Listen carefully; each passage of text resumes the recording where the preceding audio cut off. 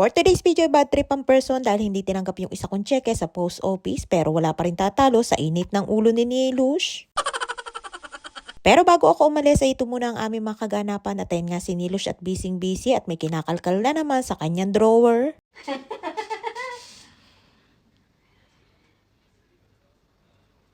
Ay nga taka-all pink ang person at sayang-saya ng mga oras na yan at bago ko pa nga malinisan at mapalitan ng damit ay syempre ay nagpambuno muna kami. May nag-comment nga na buti na lamang daw at hindi ako nai-stress sa dalawa kong alaga lalo na kay Nilush kapag sinusumpong. Hindi talaga ako nai-stress dahil kulang ang salitang stress dahil ang totoo niya ay super duper mega pro max ang stress ko sa buhay sa pag-aalaga sa kanila. Pero ganun talaga na kahit may choice naman ako na humanap ng ibang employer ay mas pinili ko pa din naman natili para alagaan sila. Dahil kapag iniwan ko sila ay walang kasiguraduhan na may papalit sa akin na tatagal sa kanila sa pag-aalaga dahil sa kanilang kondisyon. Naalala ko nga dati nung pangalawang beses ko na nagbakasyon sa Pinas wala pang 2 linggo ay nilayasan na sila nung nakuha kong reliever na Pinay. At buti na nga lamang at buhay pa nun ang anak ni Lola na panganay at yung pinsan ko naman ang pumalit at pansamantalang nag-alaga kay na Lola habang nasa bakasyon ako sa Pinas. At ayun nga si Nilush at napaka-pretty sa kanyang all pink na outfit na paborito niya ding kulay at sinuot na nga din niya ang kanyang pangmalakasan na shades. At bago ako umalis para pumunta ng post office ay inasikaso ko muna si Lola at Nili at pinakain ko na nga din.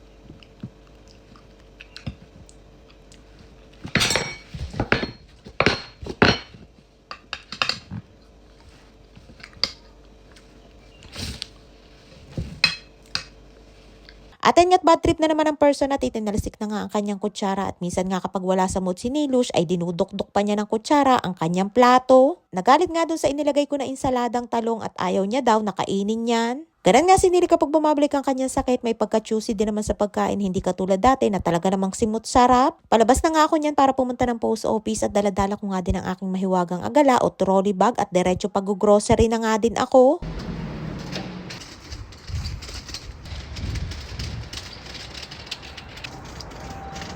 Bago nga ako pumunta ng post office, meron akong online appointment at ihuhulog ko nga lamang yung cheque na bigay sa akin ni Lola. Cheque ang ibinabayad sa akin ni Lola para sa karagdagan sahod dahil kulang yung kanyang nakukuha sa kanyang insurance na ibinabayad sa akin. Ayun nga't pagkabot ko ng cheque, tanong agad sa akin na bakit ganun daw yung isang letter na makapal ang sulat. Paulit-ulit ko nga yung sinabi sa anak ni Lola dahil siya ang nagsulat pero ayaw niyang palitan at pinagpipilitan niya na wala daw magiging problema dyan. Kaya ayan ang ending at ibinalik sa akin at isa lamang yung kinuha. Kaya naman uuwing bad trip ang person at sa halip nga na magiging pera na ay kailangan ko pa ulit bumalik. Dumaan nga muna ako dyan sa bagong bukas na tindahan at meron silang tinda na nilagang mais na nasa 185 pesos ang isa. Meron din silang tinda na iba't ibang klase ng nuts at mga dried fruits. Marami na nga umupa sa pwesto na yan pero palaging nagsasara dahil hindi naman yan masyadong daanan ng mga tao. Ay nga't nakaisyoso na nga lamang ang person ay nakitikim pa ng mani.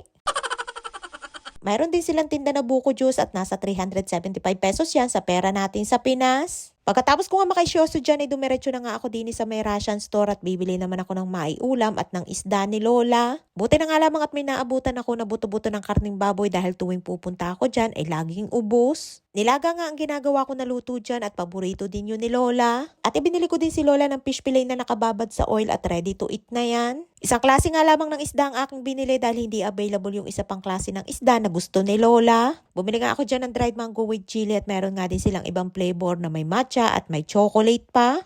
Yes, hot. Hot is... Dumiretso na nga din ako dyan at dadaan din ako ng butika para tingnan kung available na yung gamot ni Nili na hindi ko nakuha dahil wala silang stock. Maraming iniinom na gamot si Nili at para sa kanyang kondisyon ay meron siyang 5 klase ng gamot na iniinom. Pero kapag bumabalik ang kanyang sakit ay kahit ang gamot ay hindi kayanin si Nili at parang walang epekto. Kasama nga dun sa tanong sa comment kanina na ano daw ang ginagawa ko kapag nai-stress ako sa pag-aalaga kay Lola at Nili. Wala naman akong ibang magagawa dahil araw-araw kami magkakasama at ang tanging libangan ko at pang-alis ng stress ay ang paggamit ng cellphone. Mahigit 4 na buwan na nga din akong hindi nakakapag-day off simula pa nung dumating ako galing sa bakasyon sa Pinas. At kahit nga gustuhin ko din para makapaglibang man lang ng kahit isang araw ay hindi din naman pwede dahil walang maiiwan kina Lola. At bago nga ako umuwi, nag-grocery ulit ako at pagdating ko nga ng bahay ay nadatnan ko si Nilush na tahimik lamang.